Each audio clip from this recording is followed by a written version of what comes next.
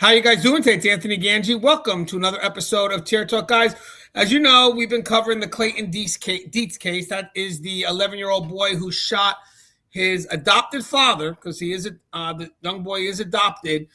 Douglas Dietz is the father. He's 42 years old. He was shot and killed by his 11-year-old adopted son while the father lay asleep in his bed next to his wife.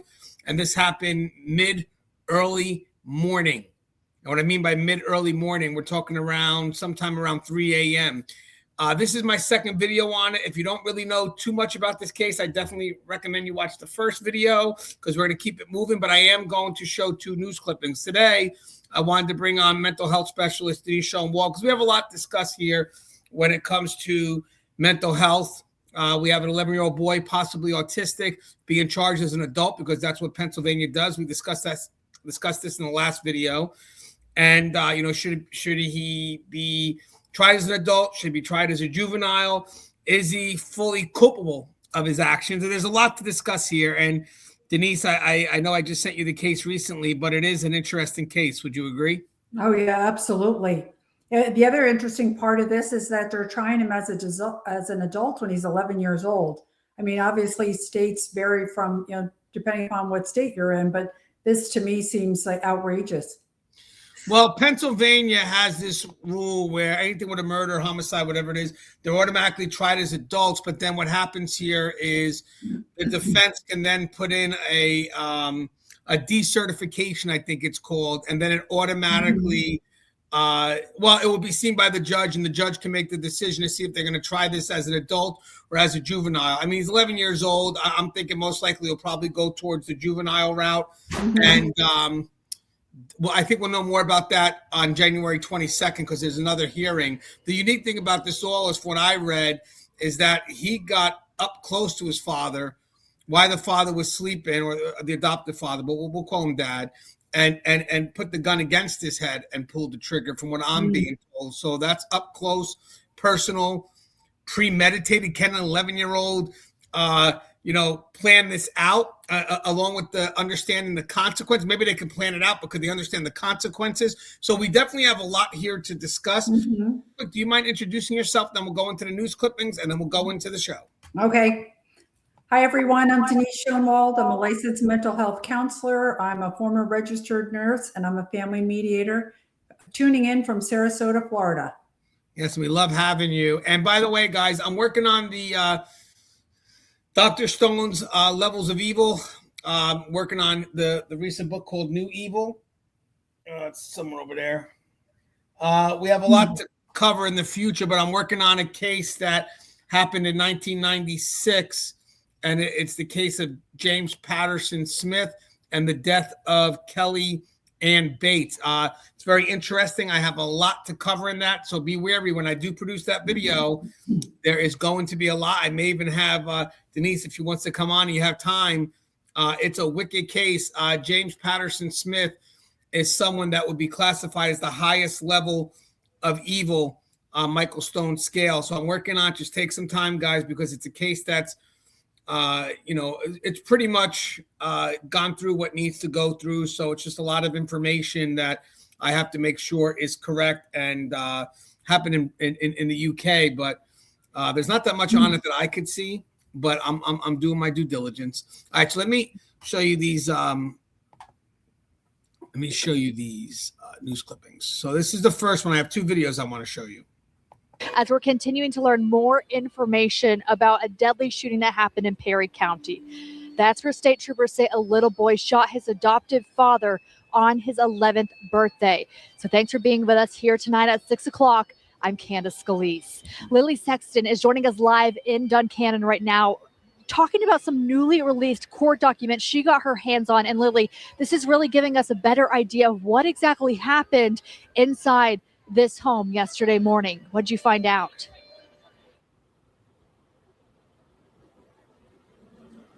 The family was in this home celebrating their son's 11th birthday. That's when court documents say their son found a gun and shot his adopted father.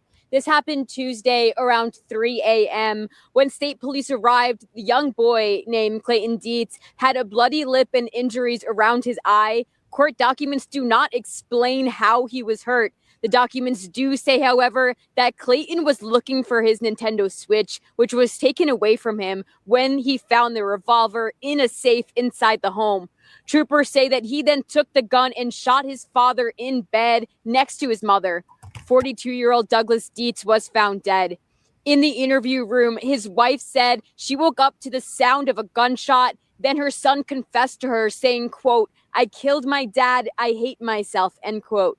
Before the shooting, she told troopers that they put their son to bed while singing happy birthday to him.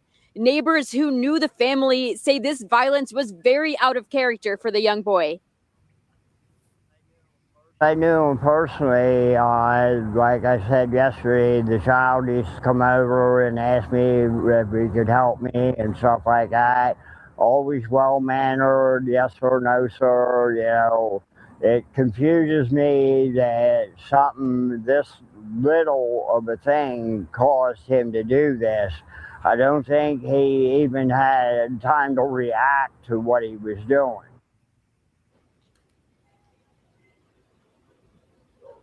Clayton Dietz is now facing homicide charges. A preliminary hearing is scheduled for January 22nd. We'll continue to update you on this developing story, but for now, we're live in Duncannon. Lily Sexton, CBS 21 News. I got one more video I would like to show. I just want to make it clear one thing real quick. His 11th birthday would have been on January 13th. That's the morning that he killed his adopted father. So his birthday was not the night before. His birthday was after midnight. So they may have been celebrating it late. Also, again, in the show I did a couple of days ago, we noted child safety rules when it comes to storage of guns. Pennsylvania doesn't have those rules. They're not like, the state I'm familiar with, where you got to separate things and, ammunition here, the gun's got to be secured in a, it's got to be locked. They don't have that. They actually don't have any gun storage laws. So that's a whole nother thing. But let me show you this next video and then we'll get into the main discussion.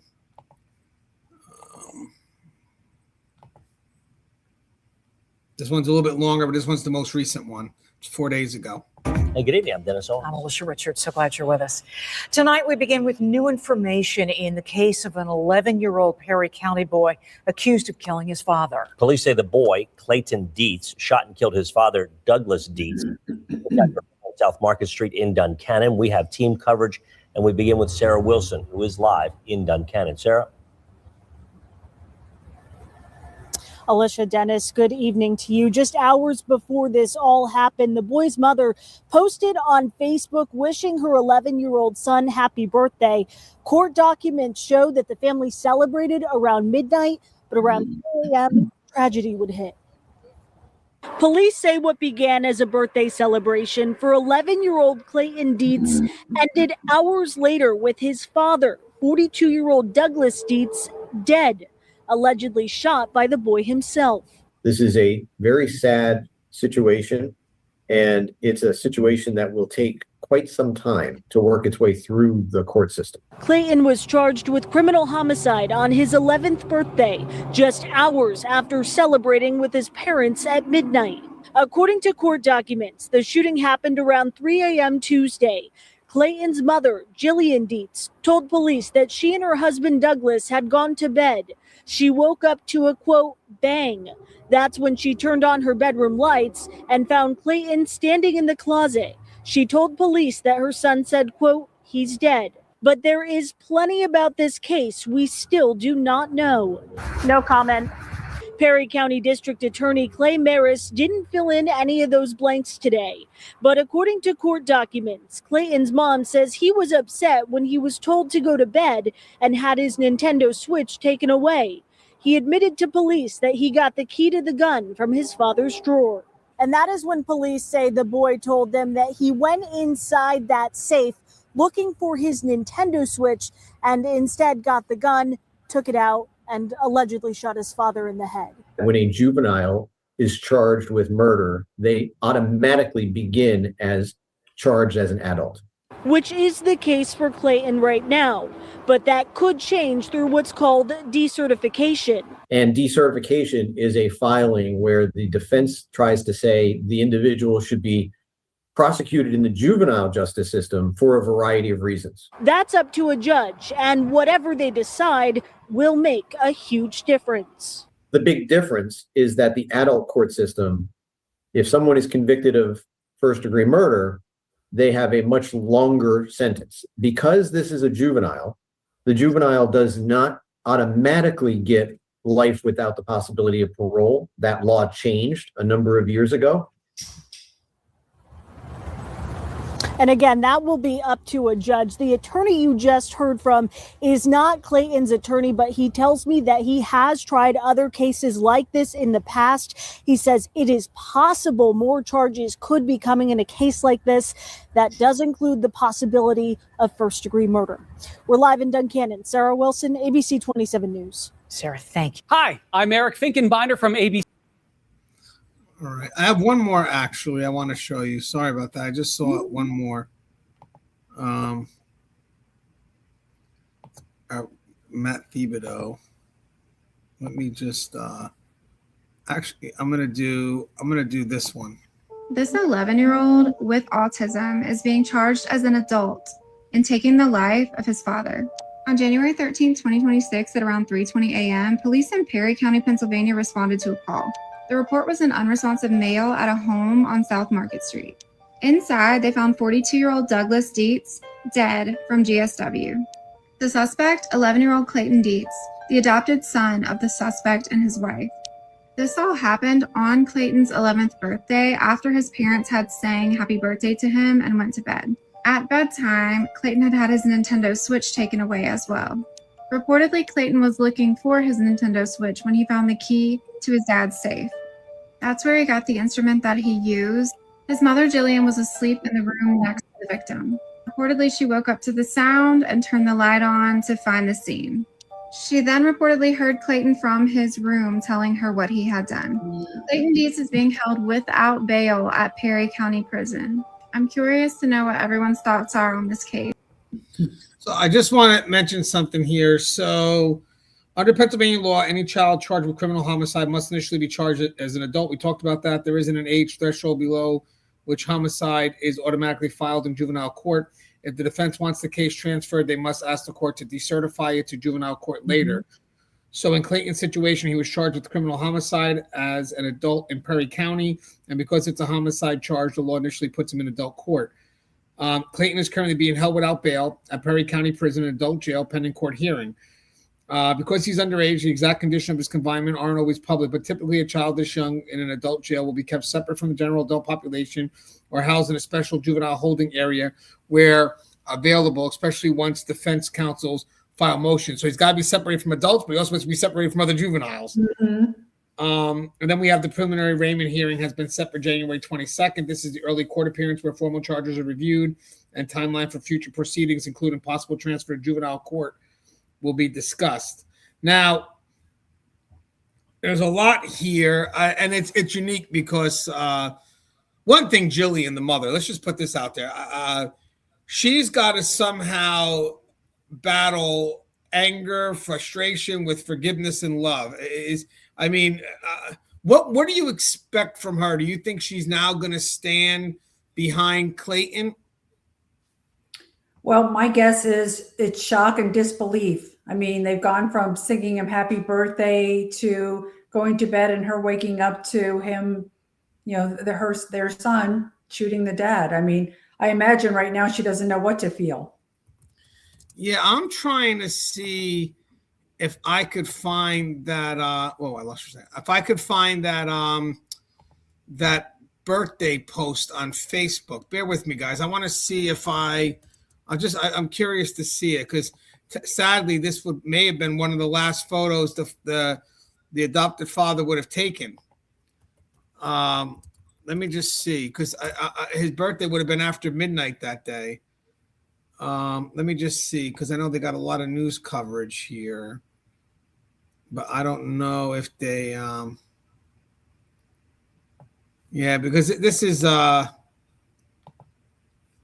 Clayton Dietz. Maybe it would have been under well, she probably closed her profile. Maybe it's under Jillian Dietz. Hold on, let me just try one. Yeah, I have a feeling it may be hard to find now because I thought that would pop up. But so I have some questions, but I don't want to pass judgment, but there are concerns. I don't know why the kid would think his Nintendo Switch would be in the gun safe. I hope that wasn't a routine they did where they hid that and, in the gun safe and the kid just knew to check that. Or as 11 years old, is the kid trying to create an alibi? Could a kid at 11-year-old be able to create an alibi where I wasn't looking for the gun? I was looking for the Nintendo Switch, but once I found the gun, I was enraged and I shot Dad. I think for here, the biggest concern you have is even if the 11-year-old could think this through, they wouldn't be able to think of the consequences behind what they've done and the fact that he possibly could be autistic. At least that's what one of their friends, or they call him Uncle David or something. He had went on and said that he's noted as being autistic, and they were working on some behavioral treatment with inside the school, but there were concerns that there were some behavioral issues, including possible sexual harassment on 2 students. Yeah, I read that also. But what you think a child at 11 is able to, one, understand the consequences of their actions, but premeditate? Well, so let's go back to the Nintendo. When I wrote my book, Healing Your Body by Mastering Your Mind, I talked about 2 incidences that I've had in my career where I thought somebody was going to get violent and go after me. And both incidences were, one was an 8-year-old and one was an 11-year-old, where I was telling the parents that the kid didn't need to be on the Game Boy or whatever he was on for more than he had. And both of these kids sort of bucked up and made a fist and were going to come after me. And I thought, oh my goodness, they get like drug addicts. And, the kid was just, ready to sort of haul off and let me have it. And so I reminded him, I said, listen, if you get so angry that you hit me, I just want you to know that I am going to call the police. And he sort of calmed down. But so I understand, at that age, the rage that they get. And at that time, he wasn't thinking of the consequences. He was ready to let me have it because he wanted to play his video games. With the autism, it's amazing how bright they are as far as where they remember where keys are and so forth. That I find just astounding, even at age 11. So the fact that maybe he knew that the key was, in the gun, to the gun safe, and he knew he was really angry, or he thought the key, to the Nintendo was in the gun safe, hard to tell. But the fact that he knew how to unlock it and all that, it's not all that surprising to me. Yeah, just a normal 11-year-old, where's their level of empathy? And then, obviously now you have an 11-year-old with autism. So does that, add to the concern? How much empathy does an 11-year-old have? Well, certainly they don't have any executive functioning. They're very little. And, you have had an 11-year-old, and so have I. So they don't think things through. They also have difficulty regulating their emotions. So they go, for 1 minute they're happy and the next minute they're throwing themselves on the floor, having a temper tantrum. At 11, they're more slamming doors and kicking and hitting walls. And that's just, unfortunately, developmentally pretty normal, but something that you have to sort of help them work through. It sounds like with him, he had some problems even at school, saying things that were beyond, inappropriate. And, he had some behavioral issues. We know that. And by the way, when I say, I know he's 11 years old, I know he's young. I want to make sure people realize it's not about him knowing right from wrong. I believe at that age, he should know some level of right or wrong, but rather the weight of the decision. Yes. Right. So there's a difference there, right? Mm-hmm. Right. At that age, he should know right from wrong, whether he's got autism or not. But, already he had shown signs of making really poor decision and impulse control. So the fact that all of this happened, certainly they didn't see this coming, but, once you start to put the pieces together, it sort of fits.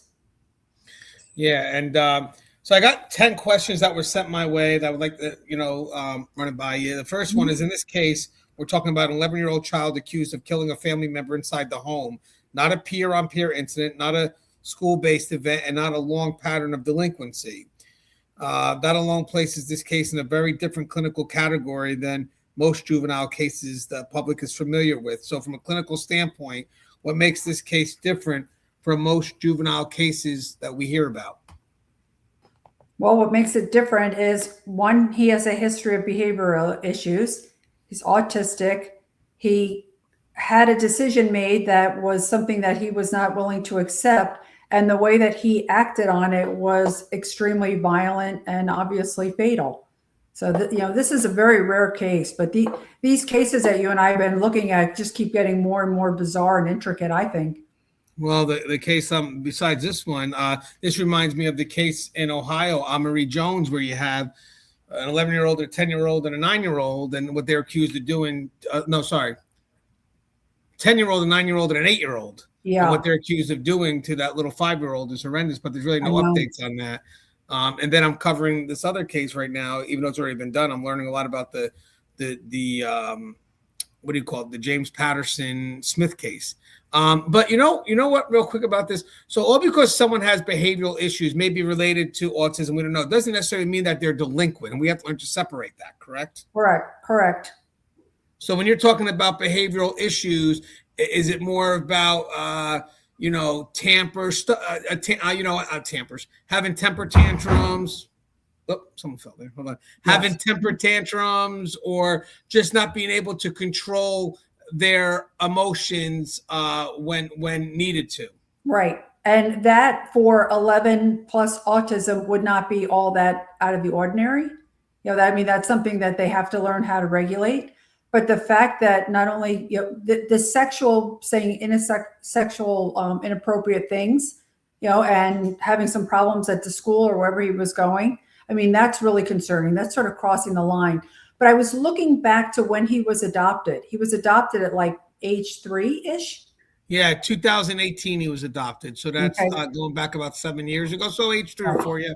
Right. And so we don't know what his history was. We don't know if he had a history of being abused. We don't know. But, the fact that, he's already having some sexual inappropriate language and also very violent would make me wonder, like, what his history is like before they adopted him. They seem to give him a loving home and consequences, but I think that there were some problems there before they even, brought him home. And we don't know what specifically he said either. Granted, I'm not minimizing what he's done, but, some of it could be subjective in how the school sees it and then reacts to it. So we don't know how severe it is. Again, not minimizing it, but we don't know. Is it something that could just be a kid being a little foolish and stupid? Because I'm sure we all say stupid things when we're younger because we don't know what it really means. Did he even know what it really means, what he said? So we don't know what he said. We don't know what he thinks that really means. A couple of things, because he said it doesn't mean, whatever he said, we don't know, doesn't mean he understands what he said either. Mm-hmm. But right? Apparently whatever he said was so severe that it was brought to the attention of the school. And again, as we know, kids will be kids. They say stupid things, but there are certain things that they say that have to be followed up with. And right. I know that they were talking to the Uncle David or whoever who has some sort of mental health background that was also sort of evaluating and weighing in. So there were some concerns there. Yeah, I remember we had an incident in our school. My youngest, the time she was 5 or 6, maybe kindergarten first. And what happened was we had gotten a phone call about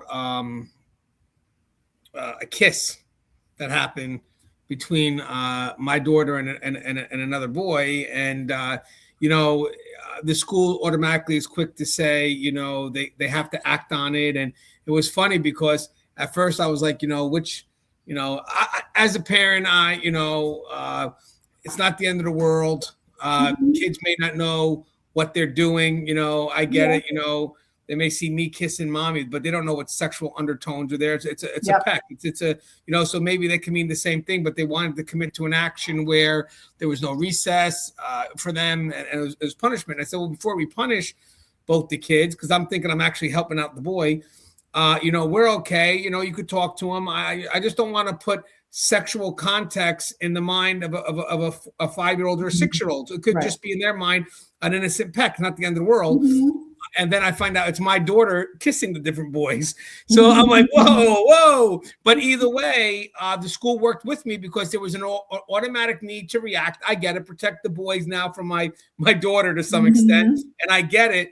But I also said, but be careful, because we may be putting an adult context to it that may not be what she's thinking, because we don't talk, who knows how they pick up things, but I could say that we don't teach our daughter these things, but who knows how they pick it up. So I before we go and punish them for doing a peck, I know it's not allowed. I get it. I don't want, I get it. We don't want kids kissing other kids. I get it. I'm not, but let's make sure that we don't add something more to it than what it really is. It could just be my daughter a little overly friendly. Yeah.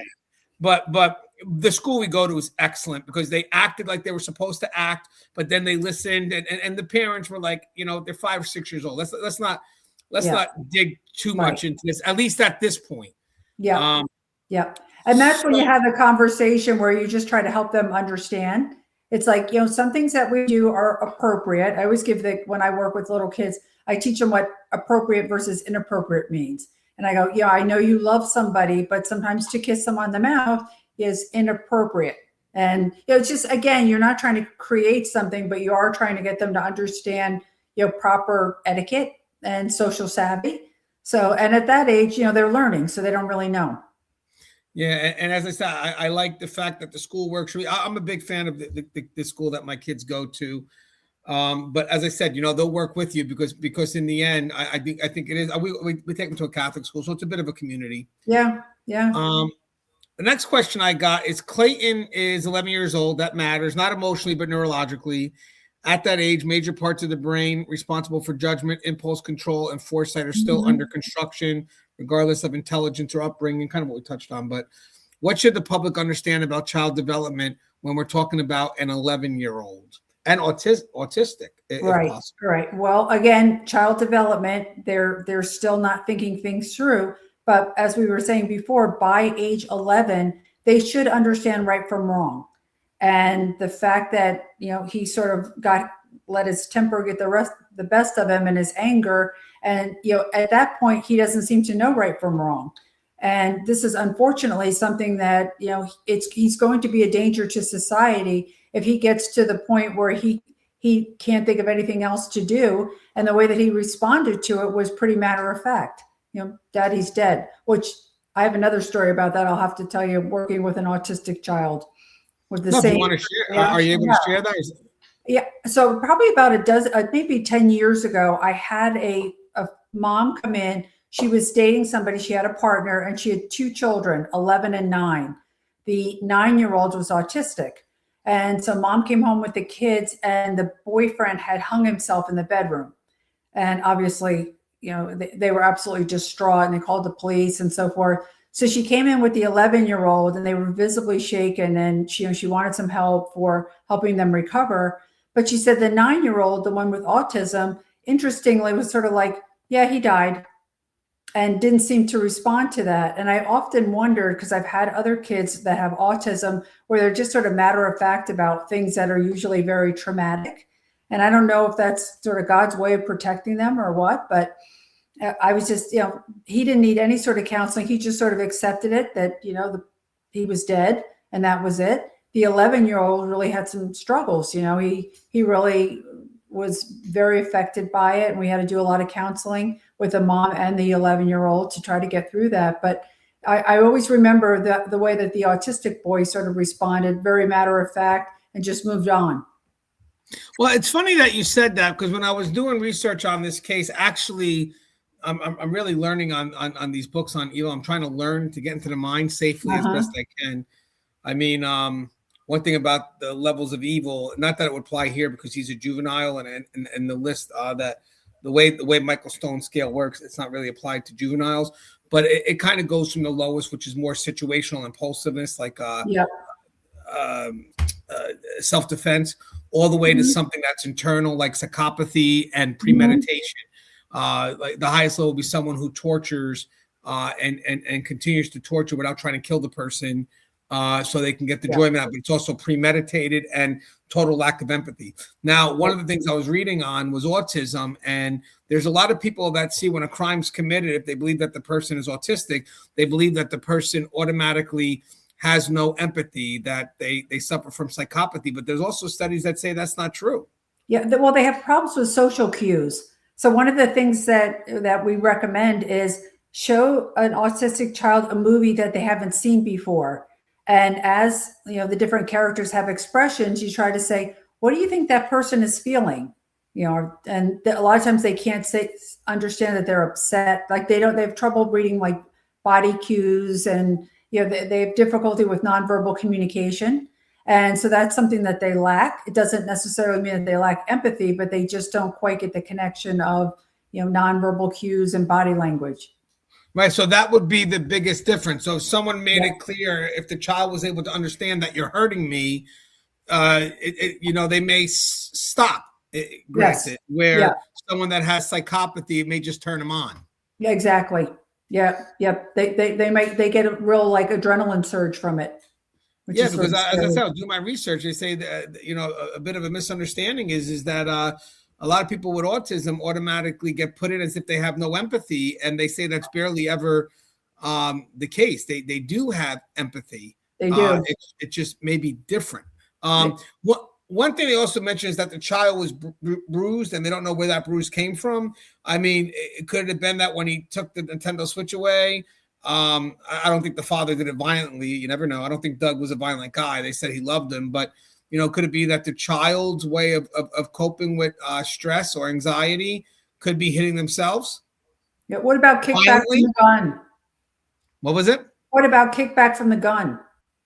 Because when you're firing at a short, like I haven't really been to a target range too many times, but and I'm not a big person, but a lot of times when I shoot a gun, it kicks back and it almost like knocks me over. So I'm just wondering if he shot at close range. He definitely, from what I'm being told, it was right to the bed, right to the father's. And my first impression was that if he saw the room, because remember, you got to be careful. The mother's sleeping on the same bed. So I don't think he'd be shooting across, because then it could go to the mother. I think he went direct. This is what the scary part is. This is where the premeditation and all this other stuff comes in, is I think takes the gun, loads the gun, because the gun wasn't loaded, loads the gun, cocks the hammer back. So guys, every little thing is premeditation, right? Loading the gun, cocking the hammer back, and then I'm hearing directly on top of the gentleman, because I guess you could smell it burns the flesh when you shoot the and I bet the gun kicked back. Yeah, it could have. I didn't even think about that. You're right. You know, it could have. Why not? Anything's possible. Yeah. And but think about. I was going to say most 11-year-olds would have trouble loading a gun. Yeah. So somewhere along the line, you're right. So from what I read in the research I did, it did mention that he loaded the gun, cocked the hammer back. So he's very familiar with how to use the gun. Yep. You know, which makes sense. You have a gun in the household. Obviously you keep your kids away from the gun, but there could be an effort to say, hey, you know, I know a lot of kids at young ages that know how to use a gun, correctly. So I'm not against that, but with that said, I mean, for an 11-year-old that's autistic, okay, I'm going in the safe to look for the Nintendo Switch, really? And then you turn around, you grab the gun that's in the safe, you load it, you cock the hammer back, and then you go up to your father and you shoot him in the head.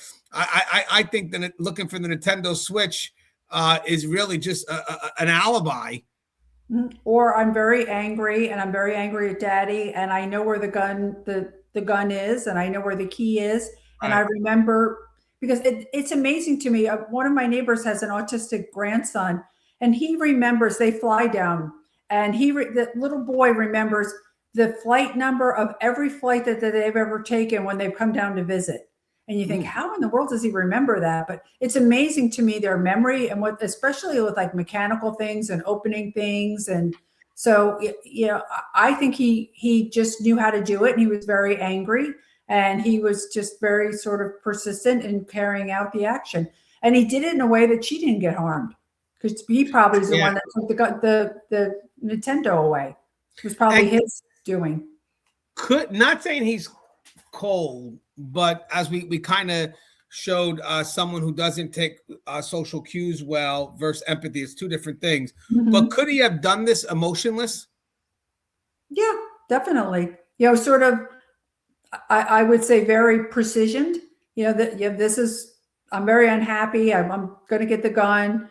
Daddy's bad, or whatever he's thinking, and very, I guess, calculated. Without stopping and thinking. I don't know if the mother quickly took the gun away from. I don't know how that works. How do we know he wasn't going to plan on killing both, but he only got off the one? He was in the closet, right? Well, she saw. I guess after she heard it, when she saw him by the. Was it the closet or by the doorway or something? Yeah, or something like so. All of a sudden, maybe like once he committed the act, he realized, and either went to the closet or he went away from the body. She jumped up and put the light on, so she had time to do that. He was already away from the bed. So I wonder if he still had he may not have had the gun in his hand at that point. Maybe it was on the bed. Yeah. Or once she jumped up, then all of a sudden he sort of, realized what he had done. And that's, sort of when he went away and said, Daddy's dead, or I killed Daddy, or. Yeah, we got, we're going to come to that because that's important. According to what has been reported, this incident occurred during a moment of emotional intensity inside the home. Public reaction often asks why a child didn't stop, pause, or think through consequences, but that assumes adult neurological functioning. So how developed is impulse control? We kind of touched on this, and consequence awareness at this age. Yeah. And what I've seen is boys are take a little bit longer than girls. Girls are tend to be a little bit more intuitive, and they're a little bit more sort of warm and fuzzy, and they seem to understand compassion and a little bit earlier than the boys. But still, by 11, he should definitely have a clear understanding of right versus wrong. So this is what it says here in news reports. The firearm that was used in the shooting was inside a locked gun safe in the couple's bedroom. We know that. Clayton reportedly found the key to the safe in his father's drawer and used to open the safe, they're saying, to get his Nintendo Switch, but instead access to the gun. After retrieving the gun from the safe, Clayton loaded it and shot his father while he was asleep. But what's not reported is there's no verified public reporting on how the firearm was handled after the police arrived, whether Clayton's mother retrieved the gun before officers got there, or whether police took control of it immediately as evidence. News sources simply state that what happened up through the shooting and arrest, but they do not describe the post-incident chain of custody for the weapon. So, yeah, it's interesting. So we kind of talked about the I skip over to the next question because we kind of talk about the impulse control a few times already. And I was going to say, let's hope she grabbed the gun. Yeah. That's what I'm curious about, because she said she woke up shocked, obviously. But I think she says that she saw him like in the doorway or something. Yeah. Did he have the gun? Well, no, I think she did say, I think something about the door, because I remember my first scene was he shot from a distance. And but then as I read a little more, it said that no, he got up close and personal, and that really matters, because that shows more premeditation. Yeah. Yeah. But now the question for this 11-year-old, and we'll get to it, is you got the premeditation maybe, but then the argument's going to be the weight of his actions. So if he ever brought to court and they want to make this into, like, I think it's definitely going to go to juvenile. He's 11 years old. But with that said, there's enough there to say it was premeditated, because you got everything from going to the safe, grabbing the gun. Even if he wasn't going for the gun at first, he still grabbed the gun, loaded it, cocked it, put it against his father's head. So now it's going to be more about the consequences of his actions as opposed to the premeditation. So I would think he was being more reactionary. I think he got his Nintendo taken away, and he just went from A to B to C to D and was angry. But when you have all those steps that come into play, going to the safe, loading the gun, walking up to your father. I mean, when does it go from reactionary, let's say, impulse to premeditation? Well, but with autism, you got to remember that he went through those steps very quickly. I mean, honestly, like I think about it, like if I wanted to do something that would take like a lot of thought. Like I would have to be like, okay, like, you know, where's the gun? Where do I get the gun? And like, I don't think I could think through it so quickly, but he like got the gun or got the key, went right in. And so he did it very, very quickly, the way sometimes the autistic mind works. I mean, they have usually a very, very high IQ of how to do things. And they also lack impulse control. So you think part of it could also been just going through the motions? Quickly. I'm telling you, when I had that child that I was talking about that really wanted to let me have it, I was amazed at how quickly he sort of, you know, clenched his fist, and I could see it coming, and I thought, uh-oh, we're going to be in trouble by an 8-year-old of all things. But yeah, he reacted very quickly, and he didn't think much of it. I mean, he's seeing a professional, and yet he was going to give me if he could have, he would have put his hands on me quickly over that video game. It was scary. I mean, I wasn't really in fear for my life because I didn't think, he was going to take me down, but I figured he was going to give me a good run. I mean, it's crazy to know that we all get angry, and sometimes we do say superficial stuff like, I wish my parents were dead, but I don't think there's weight to it. I mean, when does it go from, saying it superficially, but really no context, and then all of a sudden following through with it? Yeah. And what I had said to the mother of this 8-year-old is I said, if you don't get control of this now, he's just going to get bigger and stronger. But he had her manipulated, and I'm sure by the time they got in the car, he had his games back, but she was afraid of him.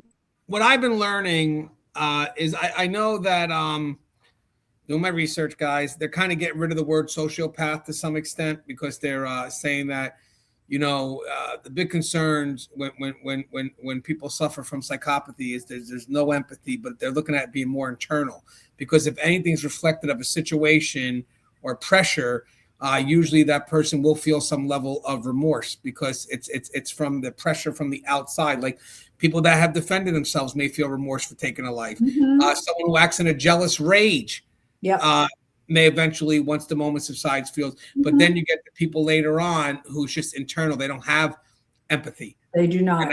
And that makes them more dangerous. And that's where you also go to know when rehabilitation can work or not, because the pressure to get someone to do something negative could still have influence if you switch it into a positive way. So the person can be influenced by external pressure to some extent, good or bad.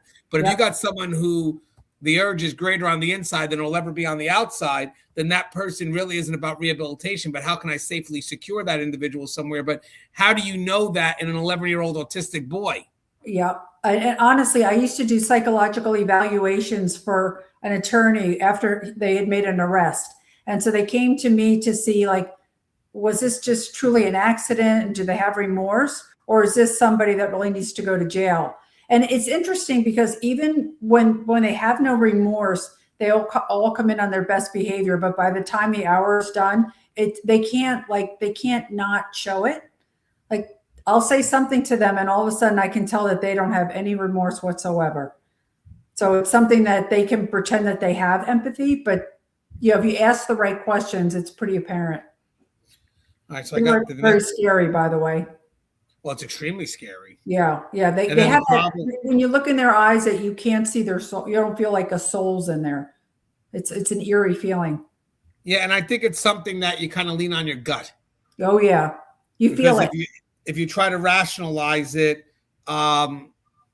it's like, sometimes you just got to trust yourself. I definitely trust myself. I sat there and try to rationalize everything I think, I'd be dead. Yeah, for sure. You'd be thinking about it to the point, and they recognize that, by the way, because they're masterful at energy. I want to put another after it. By the way, the audience usually, it's amazing to me, all the great comments that you get. Oh yeah. Have you been looking at the comment board? Mm-hmm. They love it. I always respond back. Very interactive.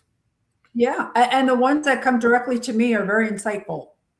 Oh, okay. So that's good. They're starting to, okay, good. because it's been a little quiet on my channel, but the views are there. It's just YouTube doesn't serve me. People are like, oh, I didn't know you did that video. It's like, guys, I did. I don't know what else I can do.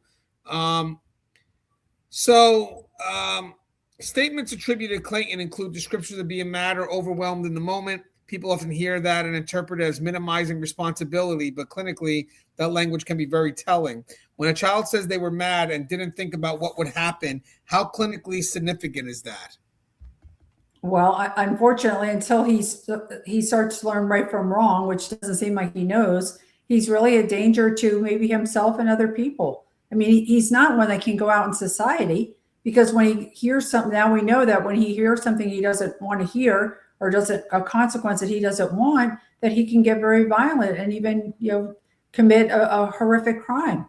So, he's not one that can be integrated back into society. But the big thing here, right, is when they go to shift the blame, you have to make sure they take responsibility and accountability. So the thing is that you can't allow that, like, oh, I did this because my father took the game away. Well, we can't rest on that for too long, because if you start to accept that, then the problem is your father's wrong and you're not. And it's like, basically, how do you tell 11-year-old, let me ask you a question, was taking the game away equivalent to you being able to kill somebody for it? Yeah, right. And you can't say, well, I'm sure he didn't mean it. I mean, it got to the point where it's sort of the point of no return. It's clearly a sign that he has no impulse control when he gets a consequence that he doesn't want. But does he understand it's a point of no return? Because I said I think that's going to be big focus now. I think that the child knew enough what he was doing at the time where he knew it was right or wrong, as we talked about. But does he understand the permanence of death? Okay, but if he doesn't understand at his age, should he have understood? That's the question. That's the question. And at 11, even at 5, we pretty much know a lot right from wrong. But even autistic, though, right? Autistic, to me, just shows me how quickly he was able to unlock the gun, the gun safe, load the bullets, and commit the act, as if he probably had done it. I mean, I don't know that he's done it before, but he remembered how to do it pretty seamlessly. All right, so some of these questions are kind of repetitive. What are common misconceptions people should avoid when autism? I imagine many people have the same questions because it's... Yeah, because it kind of leads into the same thing. And also, you've covered a lot in your answers.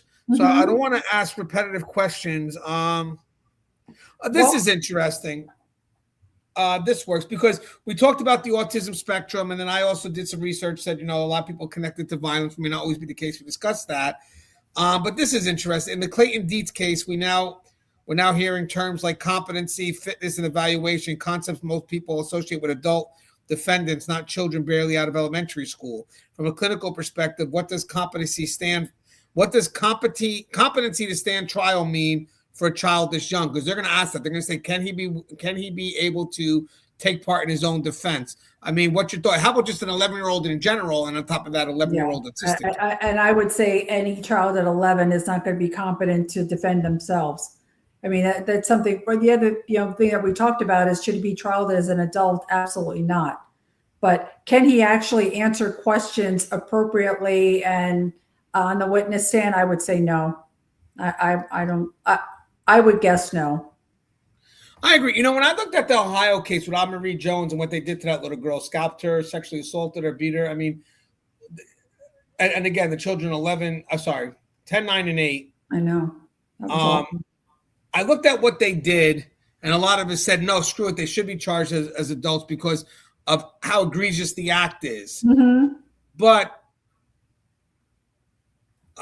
same thing here, shooting someone up close range. But you have to separate the two, correct? Well, but the other case, my guess is they could be tried as juveniles, and there's going to be problems. Like they're going to be a problem in juvie too. I mean, right. But do you have to separate how egregious the act is from competency? Like at the end of the day, they may have done all this, but that still doesn't mean they understand the weight of the consequences.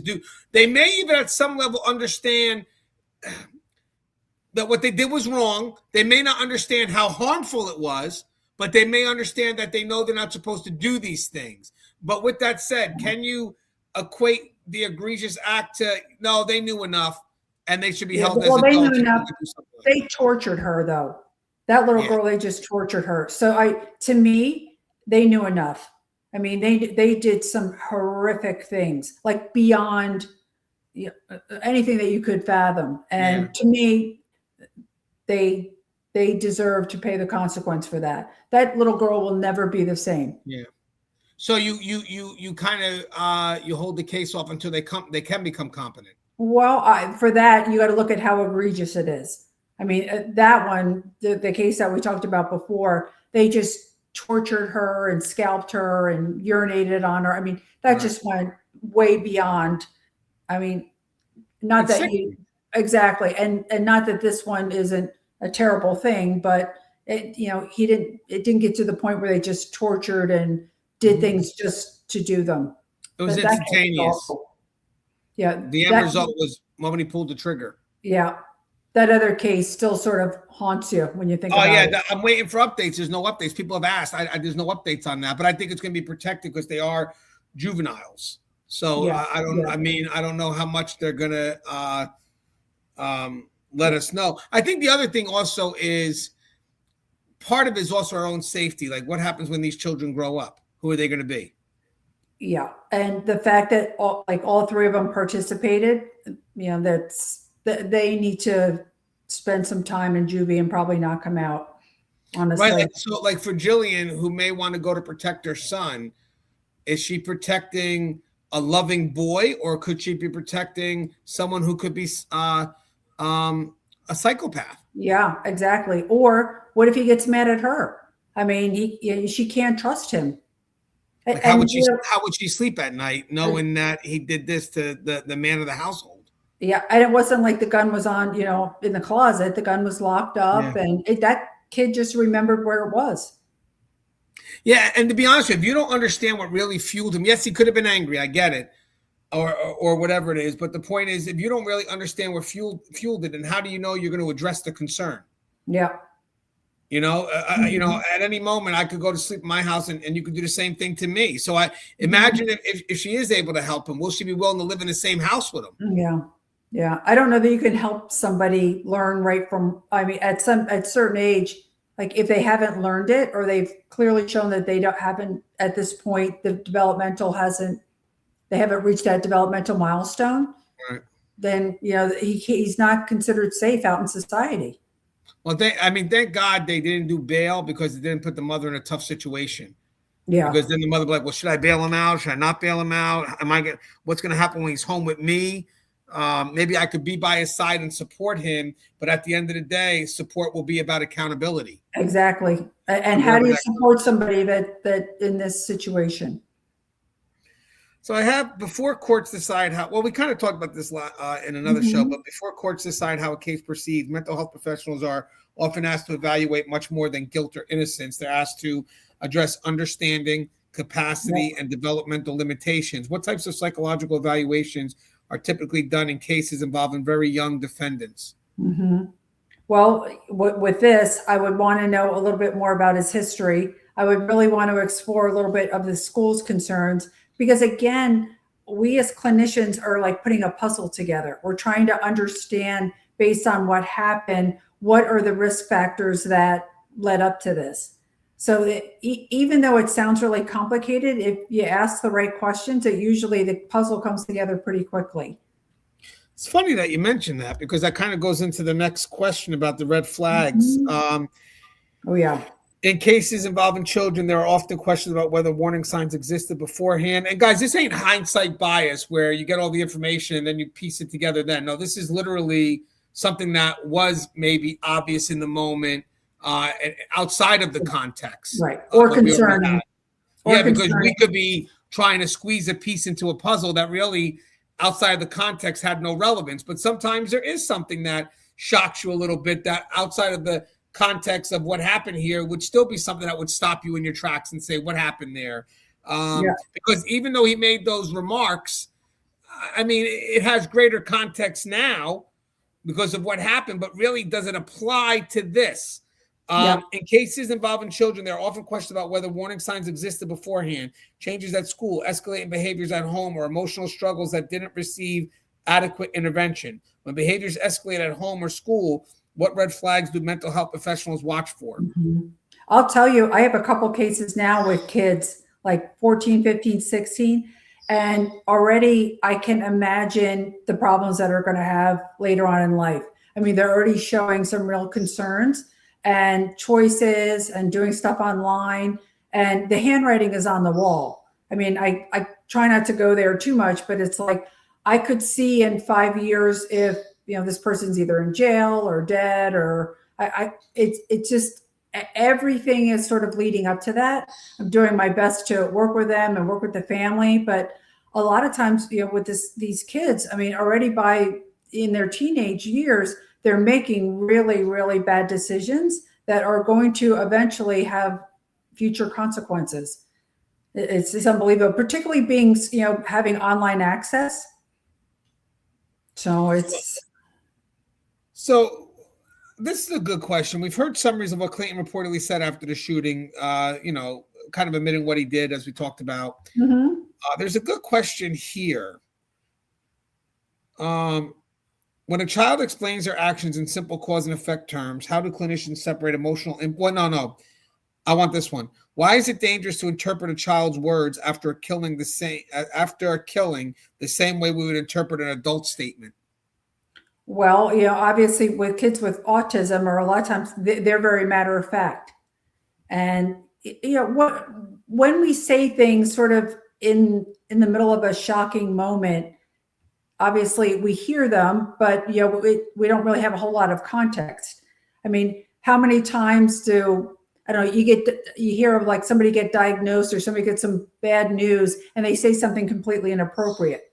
You know, they just sort of, you know, disassociate and they don't really know what they're saying. Or when you interview somebody on the news and they've just been in this traumatic situation and they say something ridiculous. I mean, so it's really hard to understand at the time what they say versus what they mean, because they're probably not in what they say their right mind. Or I like what you're saying, what they say versus what they mean. Could I add something else to that? Yeah. Versus what they understand. Exactly. What are they comprehending, or how are they processing at the time? So he could have said, "I killed daddy." We know what that means. What do you think that means? Not that we would ask him in the moment, but I'm sure that's going to be I'm sure they're going to explore everything he said afterwards. And I'm sure you're going to have mental health professionals that are really going to dig into the thought afterwards. Like, because again, if I was the defense, I said, hey, you know what? There's enough here to say that, okay, maybe it's somewhat calculated, whatever it is, to some extent that an 11-year-old can do. But with that said, what's the weight of the consequence? Does he understand that? So let's focus a lot on what was said afterwards, what was recorded by the mother, what was recorded by the police. We're not saying the mother lied, you know, so this is what the mother said, then we're going to go with it. Right. This is what the police said. I'm not even going to challenge that. We're going to go with it. Now let's try to understand the weight of the words from the child's perspective. So if you were a mental health person evaluating the child, you're going to want to explore, in my mind, I could be wrong, but what did you actually mean if you said these things?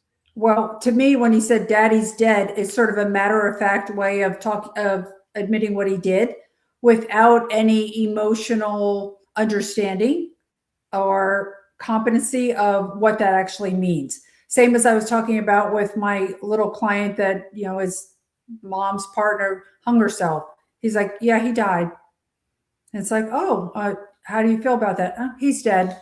It was just very matter of fact, no emotion, no nothing. And then he wanted to go on playing with whatever he was playing with.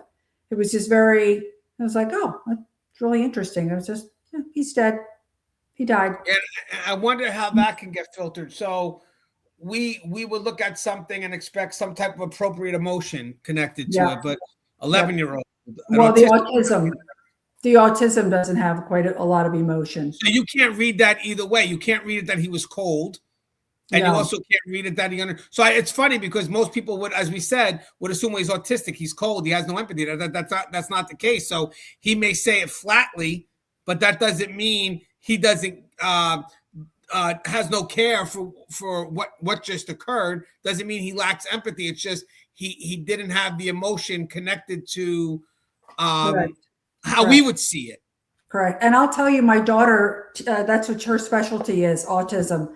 And so she works with autistic kids, and they'll get frustrated because they can't, whatever, do what they got to do. And they go after her. I mean, she's often like bruised and bitten, and, they love her. She's their teacher.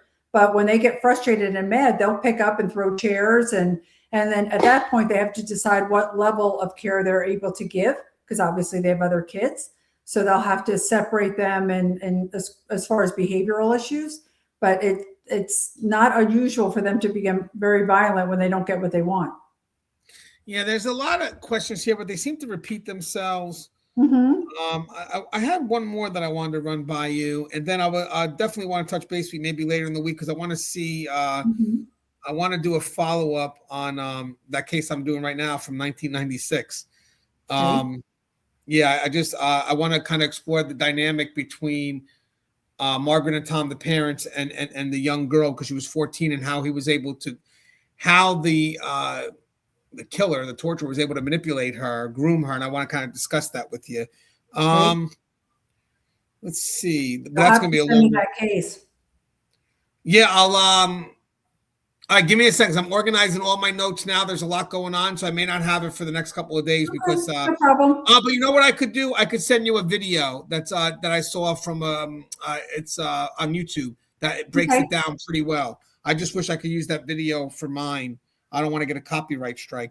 So last question I got here from mental health. Okay, so if we step back from this individual tragedy and look at what it tells us about children in crisis, families seeking help, and systems under strain, the most important issue may not be punishment, but prevention. From a mental health perspective, what does real prevention look like before a tragedy like this happens? And I want to also weigh into the fact that there are going to be some that believe he is 11. Like we mentioned, he's a juvenile, he's a kid. So we're not looking at adult crime, even though what he did is a heinous act. So what does, accountability look like? What does prevention? I mean, are we looking for prevention? Are we looking for accountability? Are we looking for both?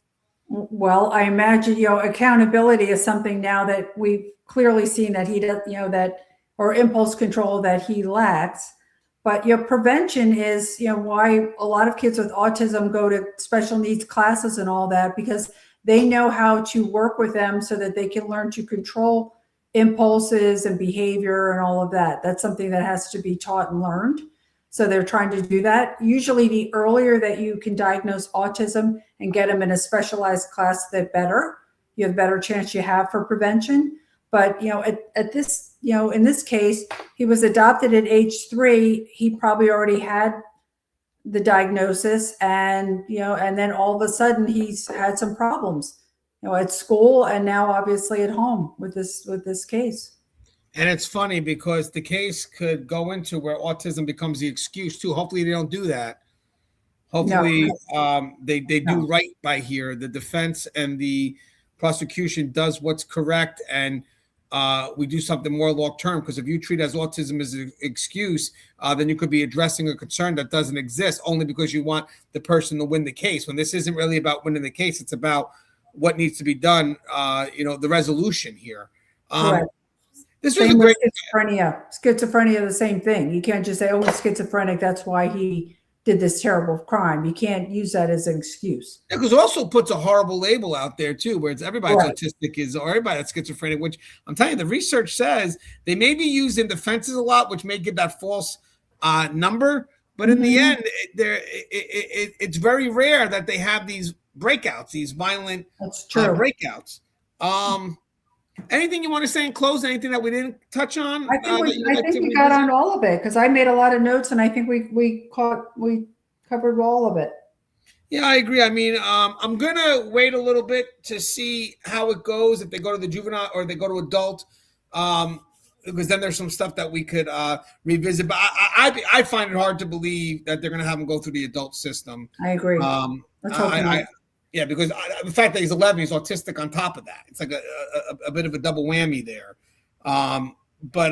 Okay, so how can people reach out to you? Kind of like the same outro, whatever it is. Absolutely. Please visit me at deniseschoenwald.com. I'd love to hear from you. Yes, and guys, We got some more cases coming our way. We'll do some follow-ups throughout the week. I wanted to get this up there, and then I just need time. I'm working on a big video, guys. Again, it's going to be that case of James Patterson Smith. It's wicked. I just sent you the video. I text you it. Right. What he did to her was wicked. But if we do the show, we have to cover a lot because I got to relate to it to that scale. So I could break it up in segments, but I like to just get everything once. If you want to watch it, there it is. If you don't, it is what it is. Or you could watch it in your own section. Just remember where you left off. Once we get started and we get that momentum, I don't want to, okay, stop. 45 minutes is up. Let's go, because you're more worried about time than you are about what has to be covered. Yeah, I agree. So I may have to save that because I think I may need you on that, because the big part of that discussion is there's such a dynamic with regards to the family, the grooming, the isolation. There's so many areas to explore. And when you watch that video, you'll see it. It's a very well done documentary. I enjoyed it. And now I'm going to try to see if I can get all the details I can to present the details of that case and then connect it to the scale of Michael Stone. All right, Denise. All right, guys. Guys, we're going to have buy me a cup of coffee. Link to that's in the description on top of the YouTube channel. Great episode. I'll post it up ASAP. And thank you, Denise. Welcome. Take care. Bye, everyone.